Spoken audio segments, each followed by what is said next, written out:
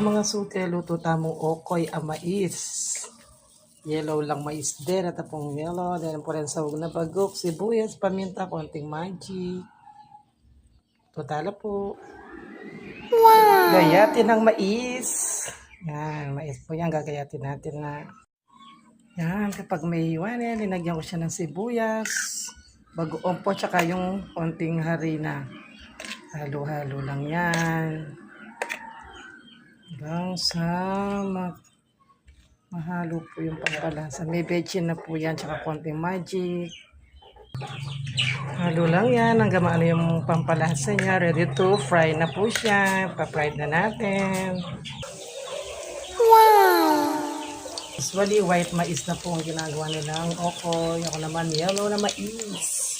Yan, luto na po ang ating okoy na mais. Wow! Kain na tayo mga suke. Salamat po sa Diyos.